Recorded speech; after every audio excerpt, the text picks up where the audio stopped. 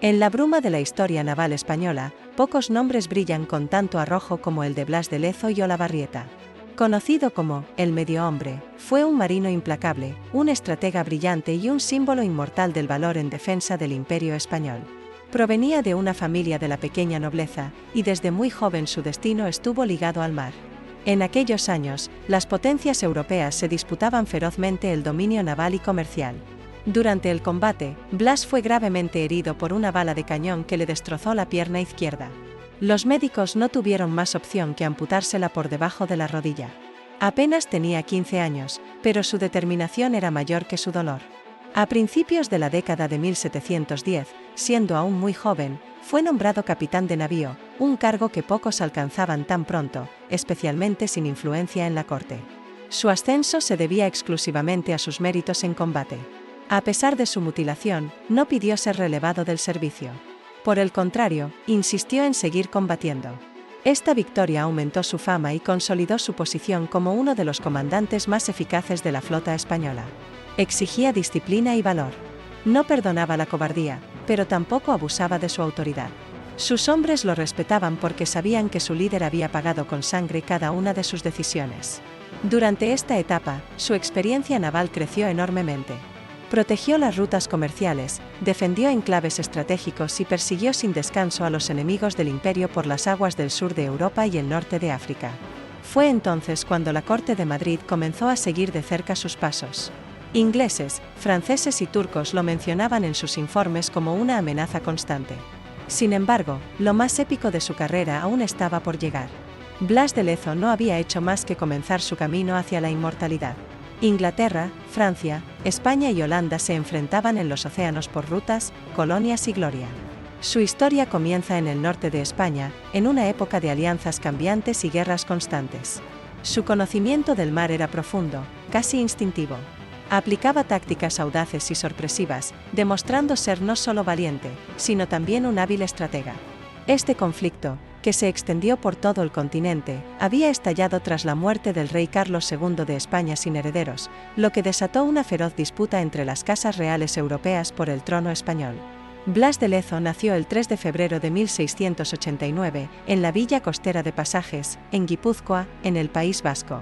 En 1701, con solo 12 años, Blas se enroló como guardiamarina en la Armada francesa, que entonces era aliada de España en la Guerra de Sucesión Española.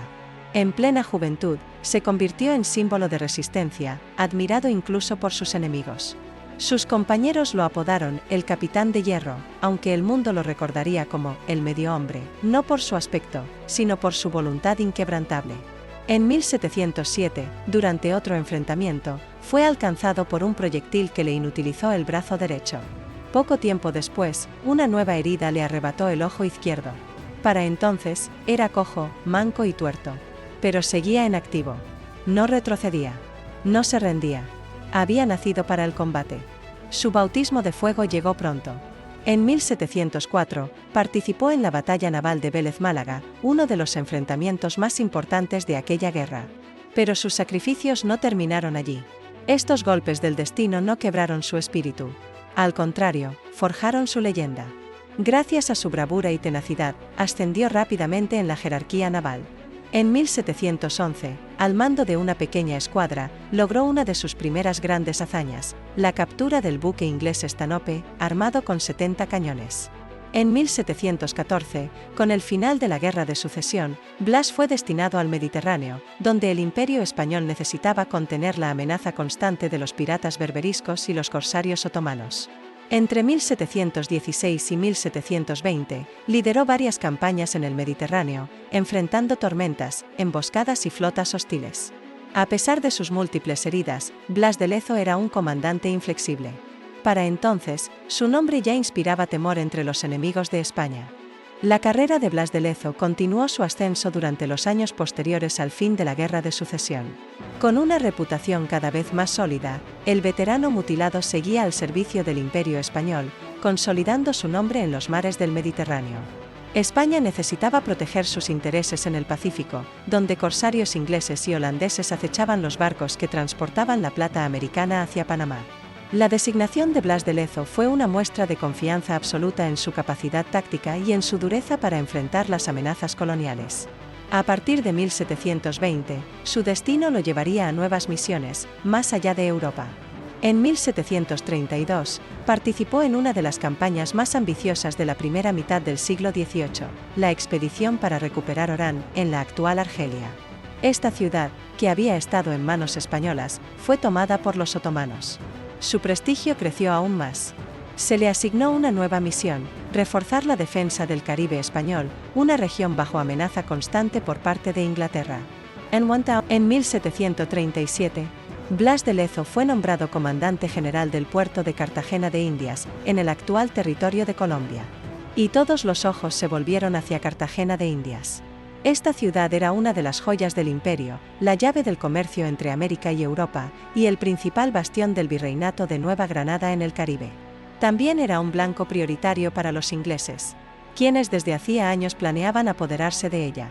Las tensiones entre ambas potencias crecían año tras año, y se avecinaba un nuevo conflicto.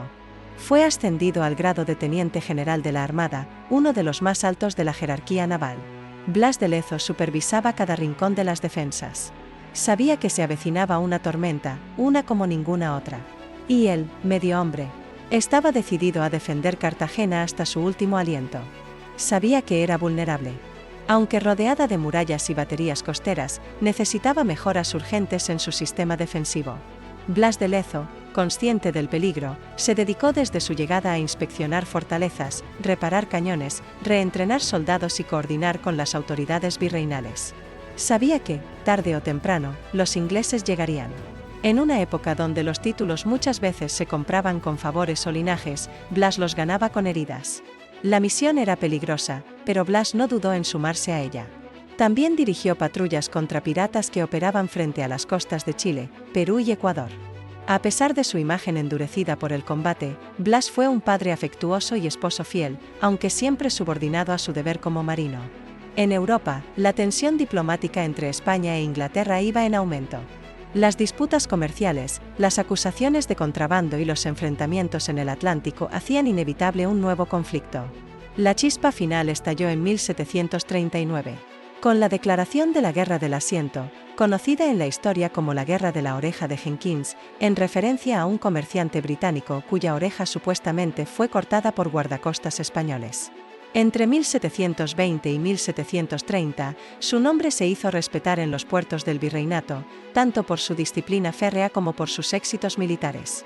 En ese año, fue nombrado comandante general de la Escuadra del Mar del Sur, con base en el virreinato del Perú. Durante su estancia en el Callao, el principal puerto de Lima, Blas reorganizó las defensas marítimas y reforzó las escuadras que custodiaban la costa del Pacífico. En el ámbito personal, en 1730, Blas de Lezo contrajo matrimonio con Josefa Pacheco de Bustos, una dama criolla limeña. Ese mismo año, con la situación más estable en el Pacífico, fue llamado de regreso a España. La corona le otorgó nuevos cargos de responsabilidad. La flota que zarpó hacia Orán estaba compuesta por más de 500 barcos y 30.000 hombres, bajo el mando del entonces infante don Felipe. Blas de Lezo desempeñó un papel clave en la operación. Fue el encargado de organizar los desembarcos, proteger el avance terrestre y coordinar los ataques navales contra las posiciones enemigas. La ciudad fue reconquistada con éxito en julio de 1732, y su participación fue fundamental. Tras aquella victoria, en 1734, fue así como Cartagena de Indias era una plaza fuerte. Mientras tanto, el Caribe se convirtió en el escenario principal de la guerra. Mientras las flotas inglesas se preparaban para zarpar desde Jamaica. En el amanecer de 1741, el cielo sobre Cartagena de Indias se volvió oscuro, no por las nubes, sino por la sombra de la mayor armada jamás reunida por Inglaterra en el siglo XVIII. Al mando del almirante Edward Vernon, 186 navíos británicos, más de 5.000 soldados ingleses intentaron escalar la colina y tomar el fuerte por la fuerza. Pero Blas, que había estudiado cada metro del terreno, había mandado cavar fosos ocultos, colocar empalizadas y ubicar artillería en posiciones de fuego cruzado. La carnicería fue inmediata. Los ingleses quedaron atrapados bajo una lluvia de metralla, disparos y lanzas. Muchos murieron antes de siquiera alcanzar las murallas. Transportando más de 27.000 hombres, incluidos marinos. Los pocos soldados españoles, milicianos, esclavos libertos y civiles armados, luchaban como demonios. Todo pesaba sobre su cuerpo mutilado. Aún así, no abandonó su puesto. Se mantuvo en Cartagena, dirigiendo reparaciones, reorganizando la defensa y preparando informes para la corte. Cayó gravemente enfermo. Algunos dicen que fue por una infección maltratada, otros hablan de fiebre amarilla o tifus. Lo cierto es que Blas de Lezo, el invencible, el mutilado inmortal, el estratega de hierro, agonizaba en silencio, sin reconocimiento, sin pompa, sin recompensa. Sabía que su tiempo era corto. A los 52 años de edad, en la misma ciudad que había salvado del desastre. Fue enterrado sin honores de Estado, en un lugar desconocido, probablemente en una tumba anónima dentro de Cartagena. El hombre que humilló al mayor imperio naval de su tiempo partió en la sombra, como tantos héroes ignorados por la historia oficial. Blas de Lezo, herido una vez más, dirigía desde la retaguardia, transmitiendo órdenes y controlando cada punto crítico. Ni el hambre, ni las enfermedades, ni el fuego enemigo doblegaron su voluntad. Soldados, lo que debía ser una conquista gloriosa se convirtió en un desastre monumental para Inglaterra. La flota se alejó del puerto con los restos de su ejército y el eco de una derrota imposible de olvidar. En lugar de recibir honores, Blas fue objeto de críticas y celos por parte de las autoridades coloniales. El virrey Sebastián de Eslava, con quien había tenido desacuerdos tácticos durante la defensa, se atribuyó parte del mérito en sus informes a la corona. En una época donde la política y la intriga pesaban más que los hechos, Blas fue ignorado oficialmente. Esclavos, colonos y mercenarios se dirigían hacia las costas de la ciudad amurallada. El objetivo era claro: conquistar Cartagena, abrir las puertas del Caribe y aplastar el dominio español en América. Frente a semejante amenaza, Blas de Lezo contaba apenas con 6 navíos de guerra y unos 3.600 soldados y milicianos, muchos de ellos enfermos o mal armados. Blas había preparado las defensas con obsesiva dedicación. La flota británica apareció en el horizonte. Vernon, confiado por la superioridad abrumadora, comenzó el asedio con bombardeos constantes y desembarcos masivos. Atacaron primero el fuerte de San Luis de Bocachica, que protegía el canal de entrada a la bahía. Tras días de intensa lucha, los ingleses lograron tomar esa posición. Fue una victoria parcial, pero Vernon la celebró como el principio del fin de Cartagena. Incluso mandó acuñar monedas conmemorativas con la frase "The British took Cartagena", antes de que la ciudad siquiera cayera. Ordenó cavar trincheras, reforzar murallas, mover cañones estratégicamente y bloquear el acceso al puerto con cadenas sumergidas. También hundió sus propios navíos en la entrada de la bahía para dificultar el paso enemigo. Todo formaba parte de un plan desesperado pero brillante: resistir, aguantar, hacer pagar cada metro de terreno al invasor. Las cifras eran escalofriantes: por cada defensor, había al menos 7 atacantes. Mientras tanto, retrocedía con sus fuerzas hacia las defensas interiores, especialmente al fuerte de San Felipe de Barajas, la joya de la corona defensiva. Esta fortaleza, construida sobre una colina, dominaba el acceso terrestre a la ciudad. Allí, el mediohombre concentró sus últimos recursos, organizó la resistencia y preparó una trampa mortal. Sin embargo, el mediohombre no tembló. No era su estilo.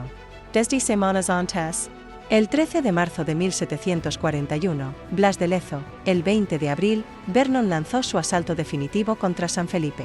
Durante 3 días, los ingleses intentaron romper las líneas españolas. Pero la resistencia fue feroz. El 24 de abril, derrotado, humillado y con miles de muertos a sus espaldas, Vernon ordenó la retirada. Cartagena de Indias había resistido. Y Blas de Lezo se convirtió en leyenda. Sin embargo, la gloria no vino acompañada de gratitud inmediata. Su salud, ya deteriorada, empeoró rápidamente tras el asedio. Las heridas, el agotamiento, las infecciones. A finales de 1741, murió en septiembre de 1741, pero su leyenda apenas comenzaba. Cuando Blas de Lezo murió en septiembre de 1741, la noticia apenas provocó eco en la metrópoli. Su fallecimiento fue casi ignorado por la corte de Madrid, inmersa en los juegos de poder de la burocracia imperial. La ciudad que había salvado le rindió poco más que un luto momentáneo. En Inglaterra, al principio intentó ocultar la catástrofe, pero los informes llegaron a Londres con cifras incontestables: más de 10.000 muertos británicos entre soldados y marinos, pérdida de prestigio y un golpe estratégico severo. El Parlamento, que esperaba una victoria brillante, tuvo que tragarse la vergüenza. Aquel hombre que, con una pierna, un ojo y un brazo menos, había doblegado a la mayor armada británica del siglo XVIII, fue olvidado oficialmente. Y aunque oficialmente su figura fue ignorada, Cartagena nunca olvidó del todo. A partir de la revisión de documentos, cartas y partes de guerra, surgió el perfil completo de Blas de Lezo, no solo como héroe de Cartagena, sino como uno de los más brillantes estrategas navales de su época. Las murallas, los fuertes, los cañones oxidados seguían hablando en voz baja del hombre que las defendió. Se erigió una estatua en Madrid y otra en Cartagena de Indias, más de 2 siglos después de su muerte. Está en el legado que dejó, en la demostración de que el valor, la inteligencia táctica y la voluntad inquebrantable pueden inclinar la balanza aún en las peores circunstancias.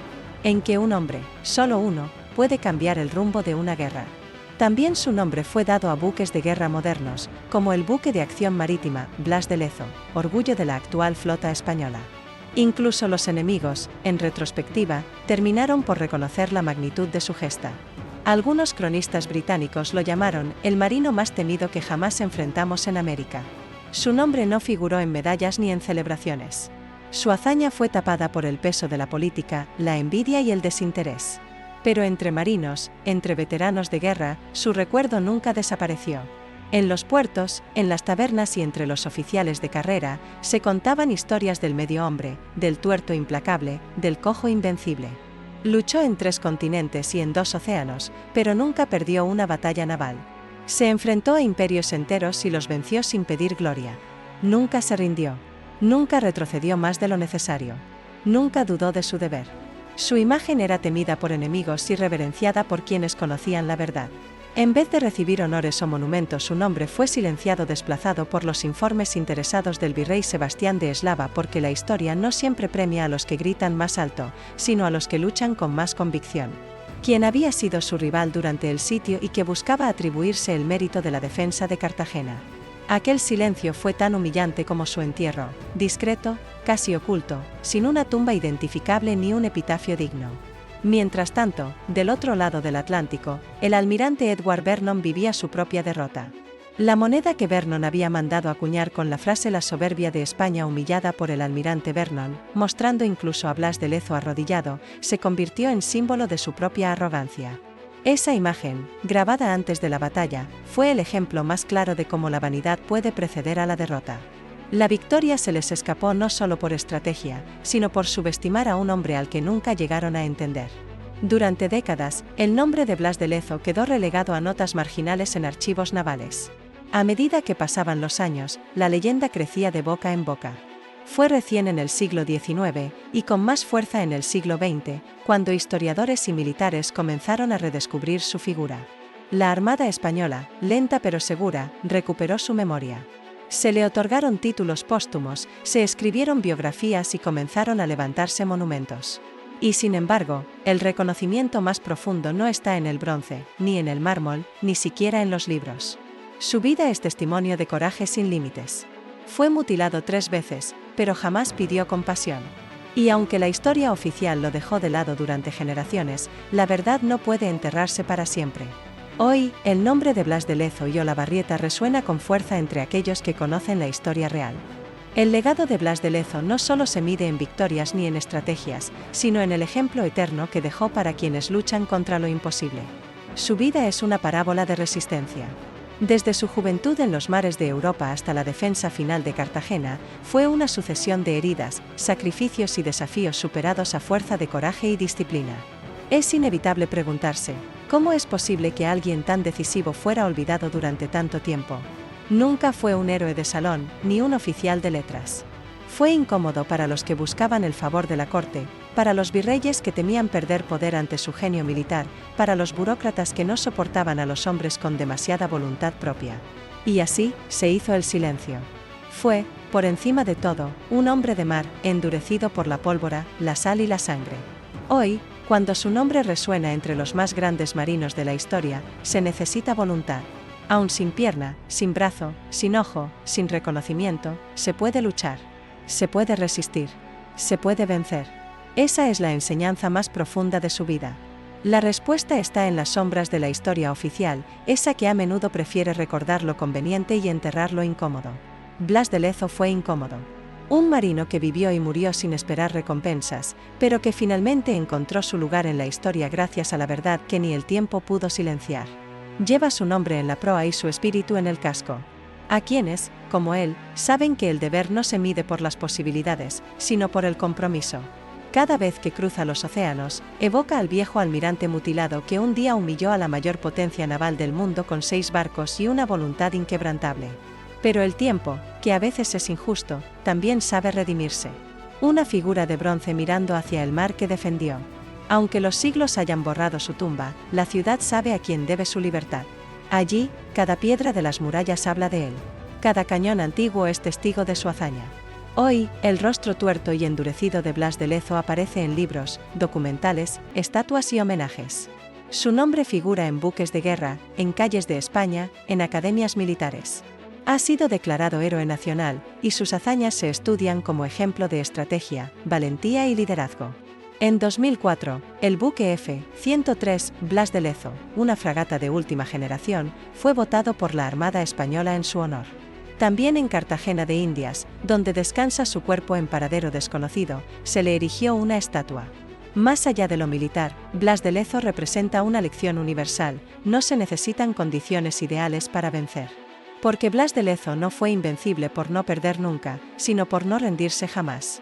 Hoy, 3 siglos después, su figura inspira no solo a marinos y soldados, sino a cualquiera que enfrente una batalla desigual. Y así termina la historia de un hombre que, habiendo perdido medio cuerpo, conservó intacto el alma. El medio hombre, el invencible, el último almirante de hierro de España.